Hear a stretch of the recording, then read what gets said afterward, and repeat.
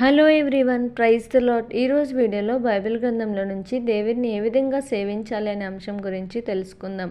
Bible గ్రంథంలో నుంచి దేవుడిని ఏ విధంగా సేవించాలని దేవుని వాక్యం నుంచి పరిశీలించినట్లయితే యథార్థతతోనూ మరియు సత్యముతోనూ మనము దేవుణ్ణి సేవించాలి, మనస్ఫూర్తిగా చేయాలి. మనం ఏమి చేసినను మనుషుల నిమిత్తం కాక దేవుని నిమిత్తమని మనస్ఫూర్తిగా చేయాలి.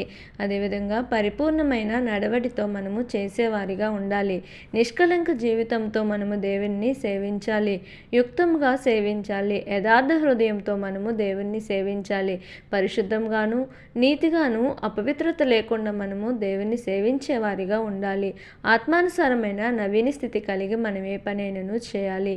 వినయ భయభక్తులతో దేవునికి ప్రీతికరంగా మనము చేయాలి. ఆ విధంగా మనము దేవుణ్ణి సేవించినప్పుడు దేవునికి ప్రీతికరంగా జీవించిన వారం అవుతాము. మనం ఎల్లప్పుడూ దేవుణ్ణి యథార్థ హృదయంతో పరిశుద్ధత కలిగి నీతి కలిగి నిష్కలంకమైన జీవితమును జీవించాలని దేవుడు కోరుకుంటున్నాడు. ఆ విధంగా మనము జీవించటానికి దేవుడు మనకి సహాయం చేయనుగాక. ఆమేన్.